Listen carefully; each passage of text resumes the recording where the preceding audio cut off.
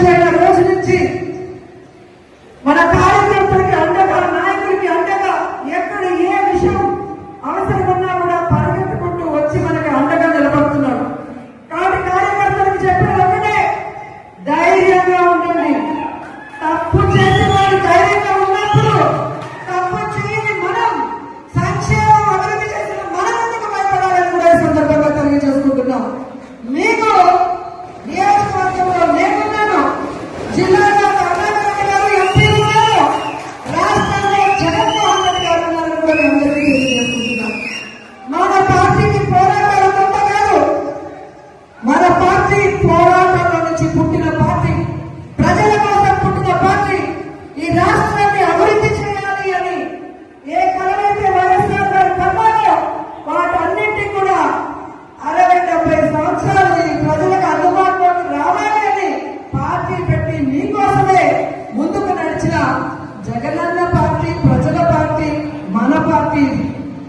ఎందుకు నేను ఇంతగా చెప్తున్నానంటే, ఈరోజు జగనన్న అనుకున్నవన్నీ సాధించాడు. ఆయన బిజినెస్ మ్యాన్ గా సక్సెస్ఫుల్,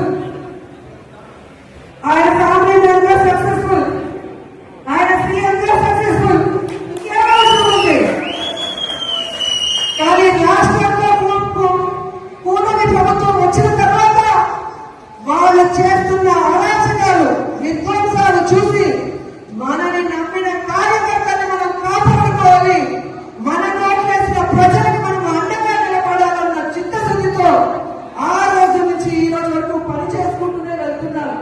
అలాంటి వ్యక్తి కోసం మనం పనిచేయడం ఉంటాం. మరి ఎవడో కేసు పెడతాడని ఒకడు, ఎవడో జైల్లో పెడతాడని ఒకడు, ఉద్యోగం తీసేస్తాడని ఒకడు, ఇలా భయపెడుతూ మనని ఇంట్లో కూర్చోబెట్టాలనుకుంటున్న కూటమి ప్రభుత్వానికి మనం చెప్పాల్సింది ఒకటే, నువ్వు కేసు పెడతావా పెట్టా, జైల్లో పెట్టా,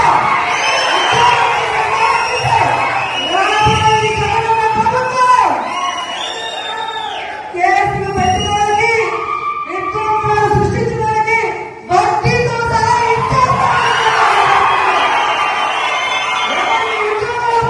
వాళ్ళందరినీ కూడా గుడ్ బుక్ లో పేర్లు వేసి వాళ్ళకు ఉద్యోగాలు వస్తాయి. ఎవరైతే ప్రభుత్వంలో ఇబ్బంది పడ్డారో ఆ ఇబ్బందుల నుంచి వాళ్ళకి బయటపడేసి వాళ్ళకి ఫస్ట్ ప్రయారిటీ ఇస్తామని కూడా ఈ సందర్భంగా తెలియజేసుకుంటున్నాం. ఇప్పటికే జగన్మోహన్ రెడ్డి గారు ప్రకటించిన విధంగా రైతులకి అండగా రాష్ట్ర వ్యాప్తంగా మొన్ననే పోరాటం జరిగింది.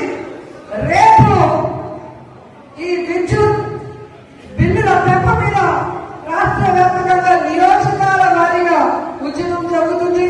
అందరూ కూడా వచ్చి ఆ ఉద్యమంలో పాల్గొనాలి అని కూడా ఈ సందర్భంగా తెలియజేసుకుంటున్నారు. అలాగే జనవరి 3వ తేదీ విద్యార్థుల కోసం ఫీజు రియంబర్స్మెంట్ కోసం జగనన్న పిలుపునిచ్చాడు. అందులో కూడా మనం అందరం పాల్గొనాలి, ఈ ప్రభుత్వానికి బుద్ధి చెప్పాలని కూడా ఈ సందర్భంగా తెలియజేసుకుంటున్నాను.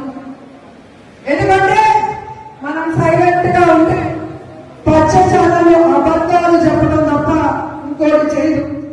ప్రజలు ఎలా ఇబ్బంది పడుతున్నారు, విద్యార్థులు ఎలా మోసపోయారు, మహిళలు ఎలా కన్నీళ్లు పెడుతున్నారో రాష్ట్రం అంతా తెలియాలి. ఒక ఉద్యమంగా ఈ కూటమి ప్రభుత్వాన్ని ముంచివేయాలని కూడా ఈ సందర్భంగా తెలియజేస్తున్నారు. ఈరోజు ఇంత వర్షంలో కూడా పార్టీ సర్వసభ సమావేశం అనగానే ఈరోజు ఒక్కొక్కరు జగనన్నకి మేమున్నామంటూ బయటకు వచ్చినందుకు మీ అందరికీ పాదాభివందనాలు తెలియజేసుకుంటూ ఈ కార్యక్రమాన్ని ఇక మన ఎంపీ గురుమూర్తి గారు మాట్లాడాలని ఆయనకి హ్యాండ్ ఓవర్ చేస్తున్నాను. Thank you so much.